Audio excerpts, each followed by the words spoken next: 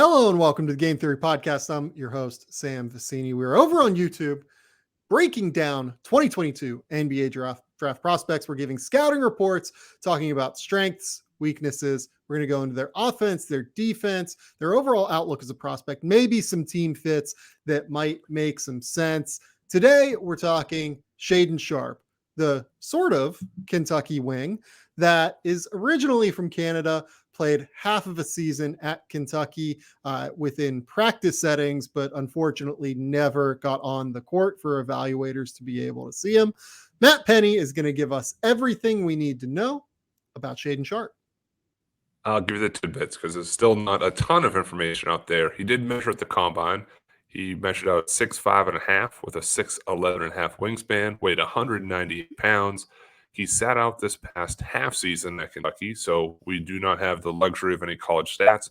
In the 2021 Nike EYBL, he averaged 22.6 points, 5.8 rebounds, and 2.7 assists.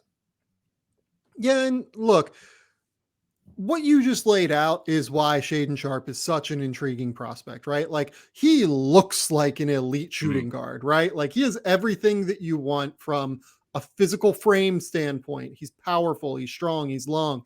He is an insane vertical leap.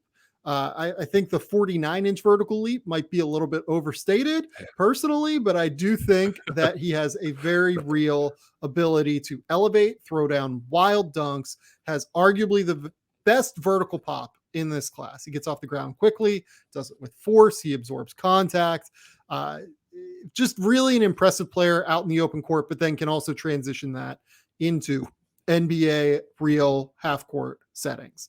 The big key is that he's a shot maker, though. He generates pull-ups at an elite level because he has real athleticism mixed with balance. He can get to a shot out of a variety of different footworks. He can gain separation getting to a step back. He loves the hang dribble pull up going to his right. And is, Matt, like, it's hard for a lot of guys that are right-handed shooters to develop that ability to, pull up going to their right. It's not always the easiest thing to balance, but then he can counter off of it. And he has a nasty, like, sidestep, step back jumper to his left.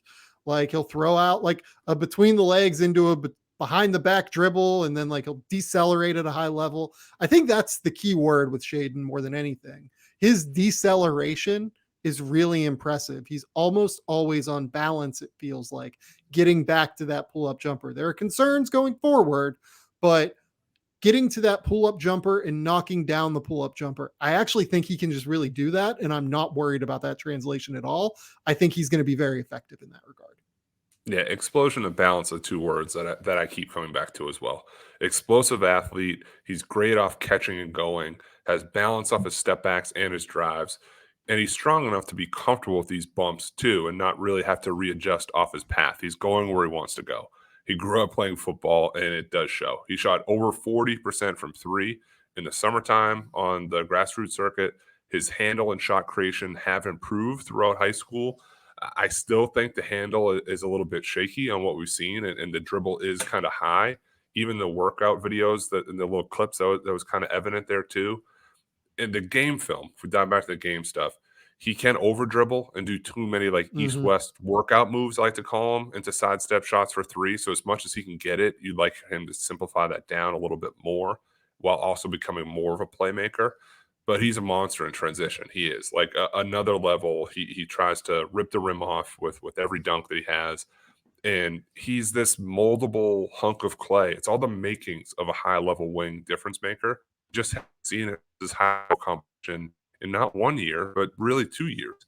He was outside like a fringe top 100 guy as a sophomore, exploded all the way up into first in the country. So as much as he's new to us, all of this is still new to him as well. So similar to a lot of guys that we're talking about here, we don't necessarily know what the finished product looks like for Shaedon Sharpe.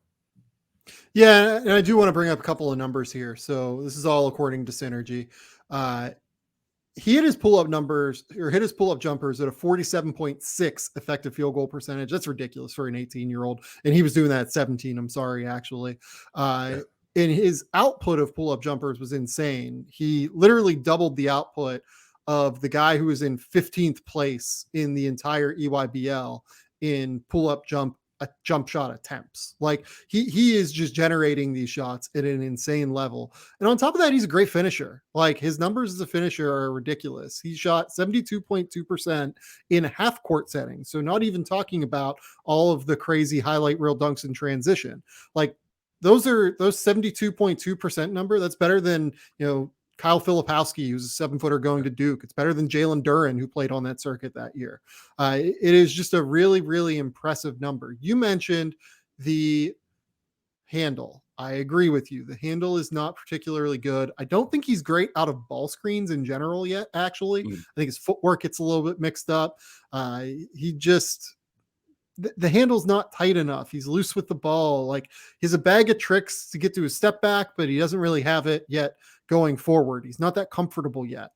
He's not a comfortable playmaker for others either. He misses passing reads all the time. Like he'll throw some wild and some impressive ones when he has some space to operate, but off of a live dribble, you feel like there's a lot of room for growth there because he does have this just like, there's an inherent creativity, it feels like, to his game offensively that you want to buy into.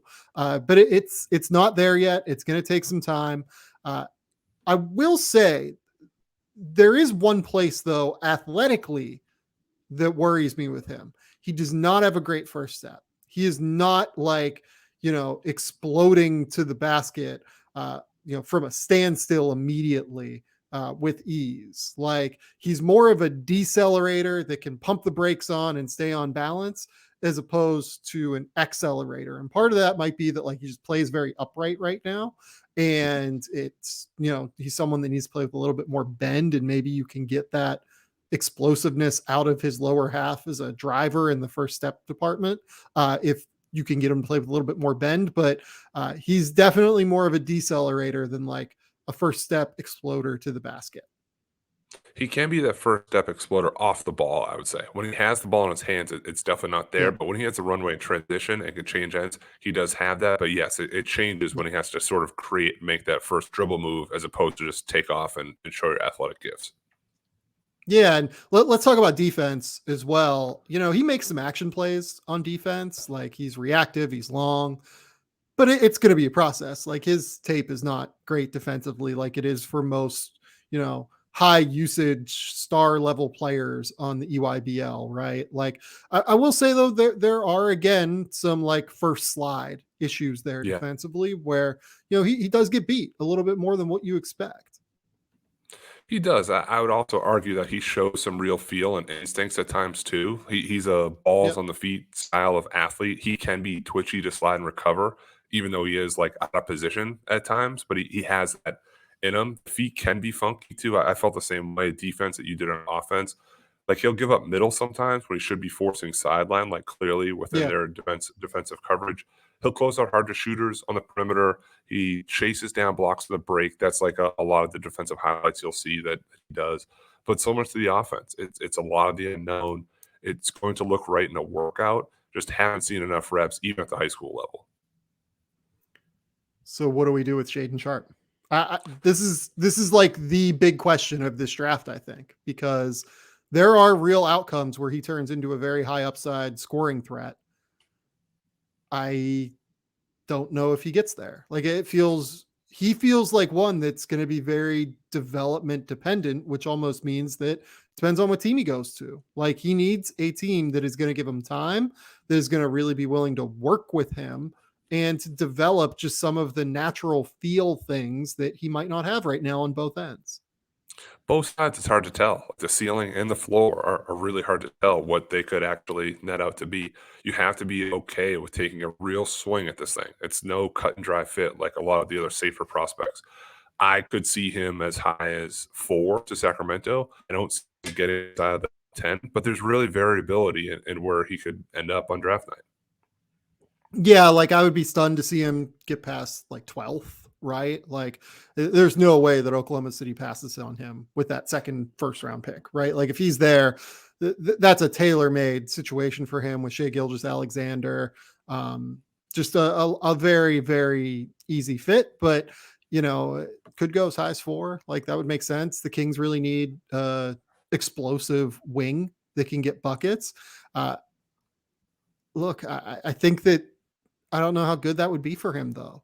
The Kings are in a place where they seem to be trying to make the playoffs next year, and they want a guy that can come in and like either be an impact guy on some level or give them, a little bit of an impact. And I just don't know if Shaedon's going to be ready to do that. And I don't know if thrusting him into an environment where it's competitive from the jump when we just haven't seen him play college basketball and he hasn't played a lot of just super high level basketball Yeah. because he is a guy that was such a late riser throughout his high school class. There's going to be an adjustment period for Shaedon Sharpe, and I just hope that the team that selects him is willing to be a bit more patient with him and is willing to really develop him. Like, honestly, Portland has done a good job developing guys like this. Like, I would not mind seeing him go number 7 overall to Portland. Indiana seems like they're in a place right now where they are, maybe taking a step back. They're not totally rebuilding, but there might be some time given to him. Detroit at number 5 certainly is a team that's in a rebuilding phase that could afford him the time. But it's more than just time. Like, it's development. Like, you have to throw him developmental resources, I think. You do have to throw him those resources, and he has so many of these things though that we covet and we search for in NBA style wings, that there's a case for every team, really from 4 down, of how he could fit, as long as you have the patience to know that like it's not going to be day one. Even if he's the highest level talent guy, he's going to need time, he's going to need reps, he's going to need games. He just hasn't played, and as long as he did, no matter how what we he can be as a person, as a player, it's not going to get there in the best of circumstances till at least like half a season. Yeah, and honestly, I think it's going to be more like 2 seasons. Like, it's just hard. It's hard for rookies to be effective. But this has been the Game Theory Podcast on YouTube. For Matt Pennie over in Las Vegas, I'm Sam Vecenie. Go subscribe, do everything you can to support the show. We will be back later this week with more.